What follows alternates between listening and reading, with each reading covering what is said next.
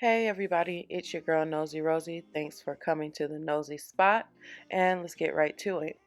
So once again, we have some news on love and marriage Huntsville. Not really any news, but just more feedback as always. As we know, KeKe has participated in a few press interviews, one with Color Me Pink, another with Anthony Lofty's, and I would have to say that I believe KeKe. I believe KeKe. And the reason why I believe KeKe is because she comes across very matter of fact, very authentic, very, let me tell you what it is. But most importantly, I was like clenching my teeth when Melody came to her on that previous episode and suggested that drug test. And the fact that KeKe was able to do it right then and there, it just confirmed what I felt like I already knew to be, was that she is being honest about where she is in life. So if we back up a little bit, what do we already know? So we know that KeKe and Tisha kind of had this falling out. KeKe says it's because Tisha told her business regarding the alleged drugs. Tisha says it's because KeKe betrayed her by coming on the show and participating in that scene with Mel. So for us, I guess it's like, what comes first, the chicken or the egg?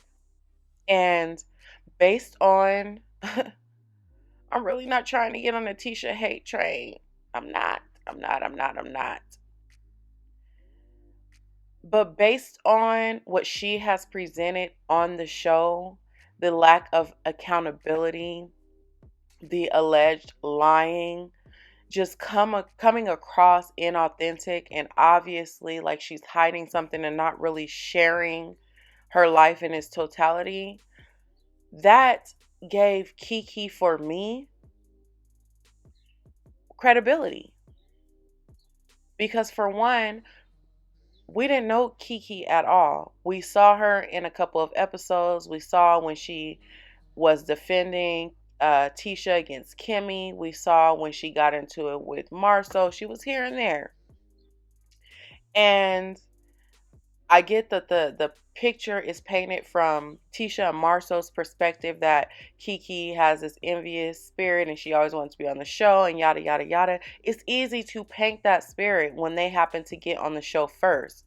But based on what KeKe has said, we now understand that KeKe was considered for the show originally, and based on the information, the negative information that was brought back to the people that had the power to put her on the show, allegedly Mel, allegedly Carlos King, or whoever the producers or people are involved were, is the only reason why. So that tells me that there was something even then very interesting, very dynamic, very entertaining about KeKe, and the only reason why they stepped back is because they did not want to assume the risk. So if we're going to go with that logic, it totally makes sense. If any regular person with common sense is even hosting an event at their home, at some recreational hall, a trip out of the country, if you invite 5, 10 people, and then a couple of those people out of that group comes to you and shares the fact, maybe you may not want this person to come on because it is a risk, because of blah blah blah blah blah blah blah blah, and it's involving someone being addicted to something, which we know leads to certain characteristics that are not positive, it makes total sense. It makes total sense. So, of course, now that we know, based on what KeKe has said, that Tisha and Marsue told her business, it is extremely easy for them to paint her reaction to that as her being envious. Okay? Because anger does not have a face. All right, irritation does not have a face. It does not belong to just one set group of this or that, meaning she came on the show and we could obviously tell she was irritated with Tisha. We could all obviously tell she was angry with Tisha. And so what they did for me was allegedly jump in front of the narrative, and instead of taking accountability and saying, no, we shouldn't have shared this, blah, blah, blah, they paint the narrative to obviously protect themselves that KeKe is envious, KeKe is a liar. You should believe us because we all know that she has been addicted to something. Which I think is so sad and so shady. So again, following that logic, it's just another example of why 9 out of 10 viewers that watch this show can't mess with Tisha or Marsue. Because it very much gives at any cost. And for me, just taking in what they put out, taking in how every narrative plays out with them and Melody, with them and Martell, with Tisha and Kimmy, even when Marsue and Maurice had they fallen out, it very much gives that that Marsue and Tisha know that they accidentally fell into this opportunity. And again, going back to what we've previously established, by proximity of Mel and Martell. And I feel bad for KeKe. I feel bad because looking at the show, and then taking note of some of the feedback and people feeling like she traded on her cousin, whatever. Call it what you want, but how could she not? How could she not? Because let's pretend for a moment that Tisha and Marsue did not repeat whatever they said about KeKe. Let's pretend for a moment that Tisha did not interfere with KeKe coming on the show and they came on the show as the dynamic duo, the dynamic cousins. I bet you your last dollar that KeKe would have had her back. I bet you your last dollar that the same way Tisha plays ping pong with her husband by her side and previously with her mother by her side, it would have been KeKe just would have been another addition to that team. And KeKe very much gives, I'm going to have your back to the end. When you're wrong, I'm going to tell you behind closed doors. But for these cameras, I'm a rep for you. But how could she rep for her when she betrayed her? So what we are seeing is a reaction to the betrayal that happened behind the scenes. So as viewers, what we see on our television is what looks like KeKe just wanted to make her mark on the show. But we have to follow what these people have already given us, what Tisha and Marsue have already given us. And again, even though Tisha, she's just annoying because at this point, she's willingly stupid. At this point, it's just like, I'm just going along to get along so I can keep my man. And it's just no point in going into that because Tisha, the whole world has tuned in and we all can like see it for what it is. And really, at the end of the day, I'm sure other people have probably said this, but this is a new channel and I have never said it. Honestly, for me, it very much gives that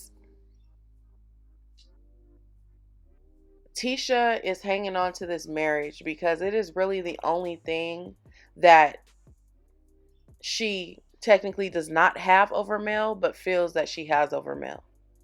Because in every other arena, Mel is more successful.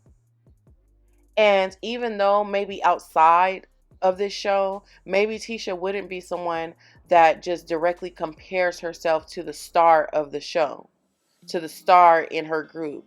to the main best friend, to the main character. But because she is on this show and has invited all this fan feedback just by participating and being there, I feel like the only way she knows how to protect herself is to go after Mel. I also feel like Marsue plays a huge hand in that. I think that Marsue is probably 50% of the reason why Tisha and Mel don't connect, don't see eye to eye. And we talked about that before. I think that any strong woman that comes into the situation, that sees Marsue for exactly what he is, that has the ability to inspire Tisha positively, Marsue wants he's gonna go after them guns blazing, and Tisha does not have the ability or just the discernment to see her husband for what he really is. And then there's also the possibility that she does. But her insecurities within herself, in comparison to Mel on the platform of Love and Marriage Huntsville, it does not allow her to make the moves that she needs to make. Because her looking like she's a winner, her looking like she's strong, looking like she's just a supportive wife, looking like she's a ride or die for her husband, the appearance of that, even though it's a total lie, is, for me, what seems like more important than her just standing in her truth. And the recourse of that is, for me, is going to look like Marsue leaving her. It very much gives that he's lining up all his ducks in a row. And while she's over there playing, and thinks she's holding it down and saving her family, I personally believe that Marsue is going to get that money. He gonna move it around. He gonna shake something. And I think he's gonna leave that woman one day. And one day soon. And the sad part about that is she's only going to have two choices at that moment. And it's going to be to stand in it the right way for what it really is, so that she can open up herself to an abundance of blessings, or she yet again is going to reverse engineer what we know as the truth and somehow make the dissolvement of their marriage somebody else's responsibility. Oh, it only happened because of this. It only happened because a male said that. It only happened because if KeKe didn't blah, blah, blah, blah, blah. We couldn't take it. We couldn't take it because at her core, she is very immature. And then we see who her mom is.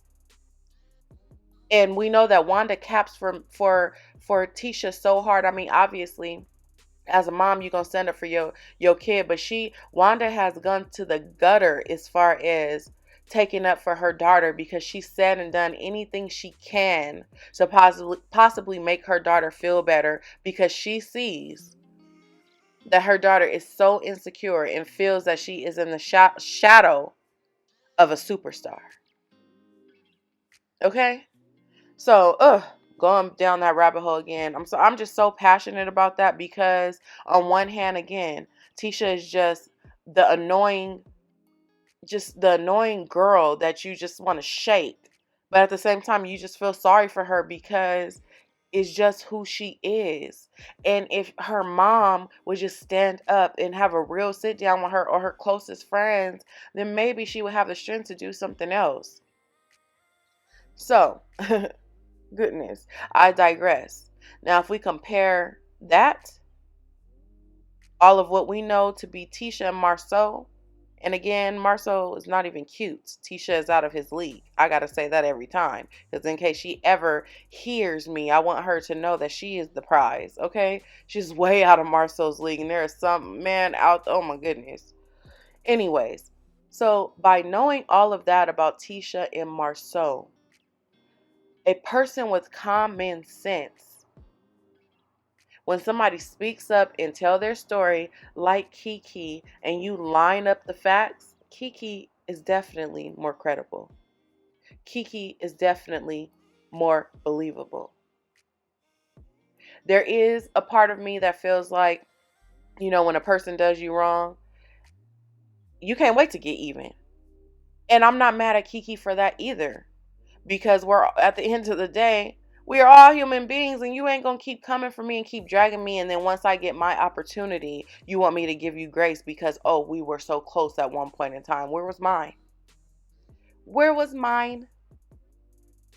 So, again, go check out those interviews with Anthony Lofties and Color Me Pink. Those are the ones that I've seen so far. And I'd have to say that I'm 100% for KeKe. In a perfect world, these cousins would somehow come to a resolution. In a perfect world, Tisha would wake up and see that her husband is like a little devil spitting stuff in her ear, destroying every relationship she has with other women. But again, Tisha plays a part in that because she allows it, and I do think that she knows it. I think she is smart enough to recognize it, but she does not want to look like the loser once again. So, anyways, those are my thoughts on Miss KeKe Jabbar. Be sure to like and subscribe. I am a new channel. I promise to try and get you guys more content. And until then, peace.